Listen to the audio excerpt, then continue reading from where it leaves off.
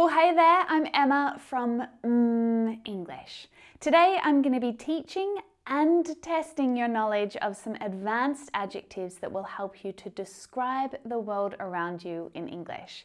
And then I'm going to show you a really fun flashcard memory game that will help you to learn and to memorize new vocabulary. I've also created a free downloadable PDF. The link is in the description and it includes all of the flashcards for the vocabulary that you'll be learning today. You can download it from the description below. These flashcards are something that you can use at home with any words or phrases or even grammar points that you want to learn and you want to memorize. So make sure you stick around because at the end of this lesson, you'll not only have 10 fancy new adjectives to use, you'll also have a great new tool for practicing vocabulary and language. So are you ready?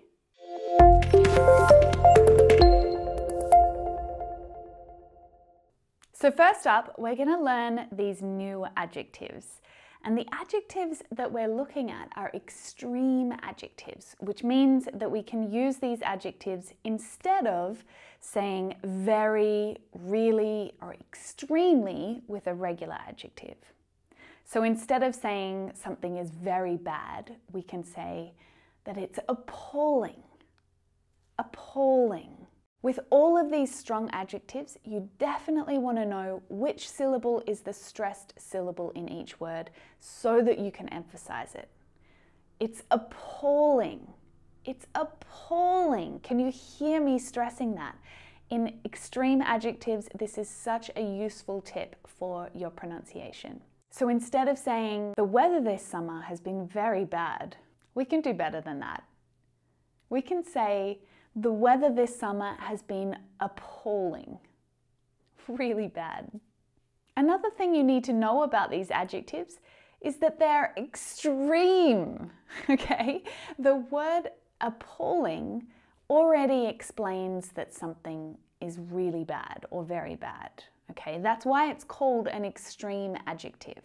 So you cannot use the adverbs very, really, extremely together with an extreme adjective, okay? So don't say, it's been very appalling. You can say, it's been very bad, or it's been appalling. Got it? Good. Now, when something is a surprise, or it's very surprising, you can say it's astonishing. Astonishing.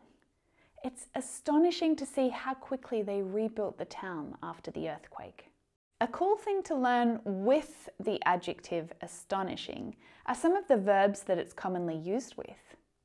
It's astonishing to see, astonishing to think, or to realize.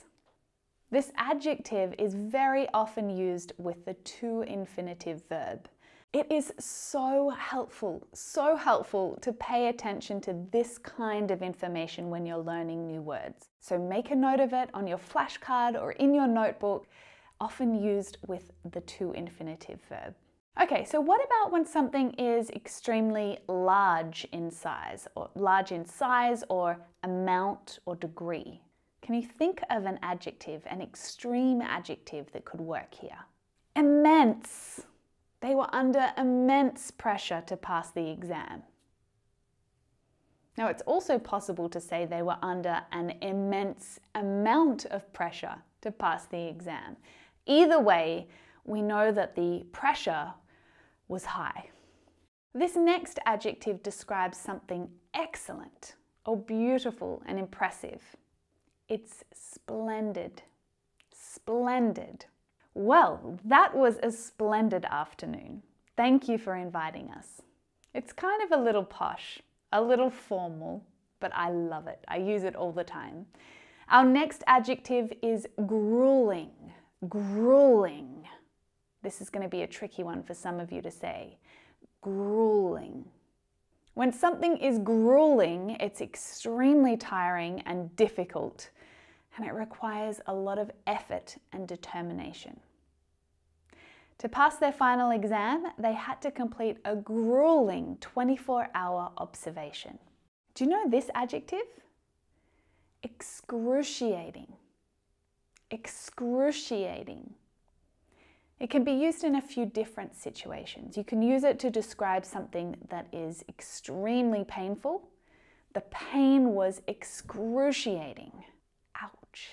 But it can also mean extremely boring or embarrassing. So something can be so boring or so embarrassing that it's actually painful. It feels painful to watch. The presenter was excruciating to watch. Now, maybe they were just dull and boring to listen to, but they could also be incredibly underprepared, and it was embarrassing and awkward to watch him give his presentation and feel so uncomfortable. I mean, you can also say in this same context that something was painful to watch, excruciating to watch, painful to watch. When a person is very careful and does things with a great attention to detail, we can describe them as meticulous. Meticulous. Can you hear that stress? Meticulous. Meticulous. We were impressed by the meticulous research Sarah had done to prove her theory. So this was very careful, very detailed research. Now the last adjective I want to share today is impeccable. Impeccable. This means perfect or really well done. And we use it when something is perfect without any problems at all. Her performance was impeccable. We also often say that someone's behavior was impeccable. Okay, so now we've learnt some new extreme adjectives. Let's test what you know and lock them into your memory.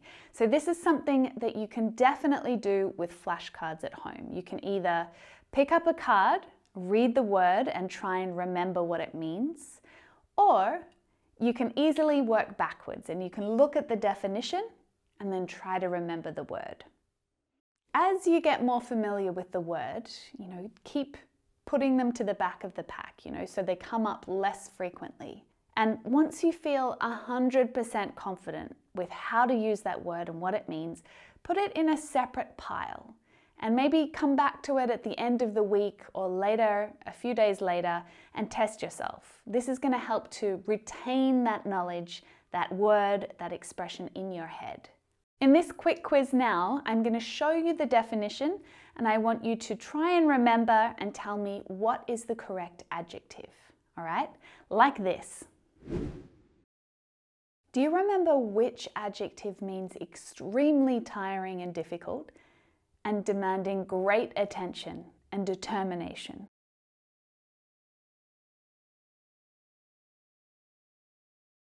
Yes, that's right. It's grueling. Which adjective describes something that is extremely large in size or degree?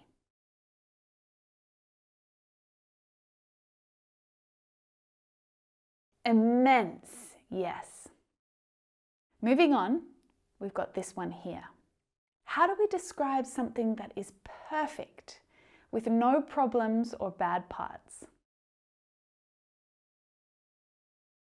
It starts with I. Yes, impeccable. Next up, something that is very bad is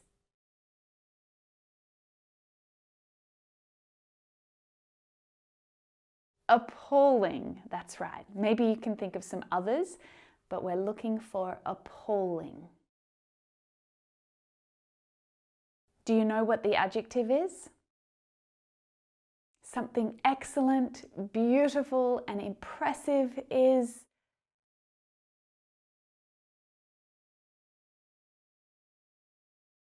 splendid. How about this one? When something is very surprising, it's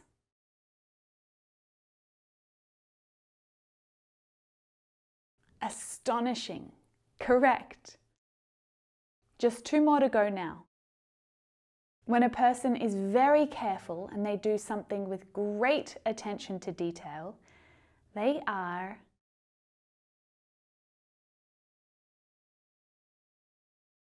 meticulous. You're right.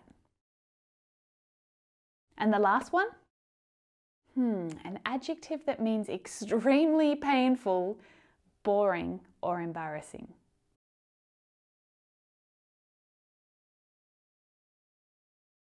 Excruciating. Excruciating. That's it. Did you get them all? I hope so. But don't go anywhere just yet. I'm going to test how well you can use these adjectives correctly in a sentence now. So this time I'm going to give you the sentence, and I want you to complete the sentence with the correct adjective, one of the ones that we've just learned. Just like this. Now, as always, I'm going to give you a few seconds to think before telling you the answer. In this case, the weather's been very bad. The weather's been appalling this summer. But if that weather was actually perfect all summer, then you could also say that the weather this summer has been impeccable.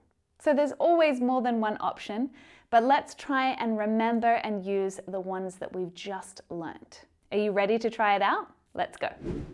Her English is... I've never heard her make a mistake.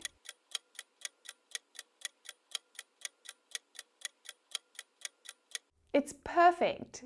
Her English is impeccable. To pass the test, they had to complete a obstacle course in the pouring rain. It was tough, and not everyone made it through.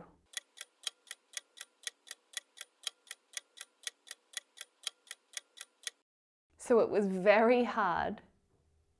To pass the test, they needed to complete a grueling obstacle course in the pouring rain. The presentation about gas prices was to watch.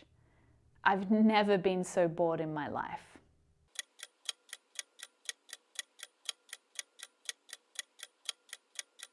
It was excruciating to watch. It's to see how quickly they rebuilt the town after the earthquake.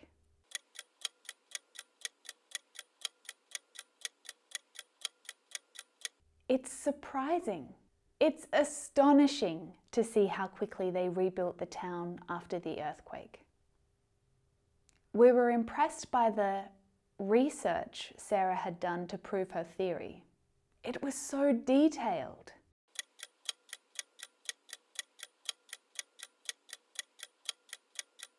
We were impressed by the meticulous research. He had dressed up for the occasion and looked in a tailor-made wool suit and shiny leather shoes.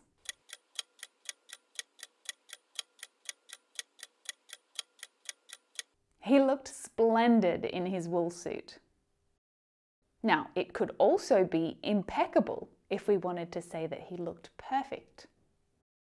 They were under pressure to pass the exam. The results could change their lives forever.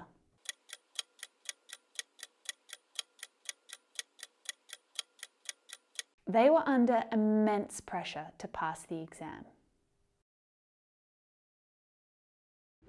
So that's it. You've done an amazing job to get all the way through to the end. You've just learned a new bunch of adjectives that you can use to describe the world around you in English, which is awesome. But you've also practiced them in multiple ways to help make sure those words stick in your mind. Don't forget to download your free flashcards to practice with me. The link is down in the description below. And remember that you can recreate this same activity using flashcards with any other words and phrases that you want to learn. So I hope you had fun, and I hope that you enjoy those flashcards I made and that they help you to stick those words in your mind. If you'd like to see more lessons just like this one, let me know down in the comments below. You can keep practicing with me right here, right now, in this lesson right here. I'll see you in there.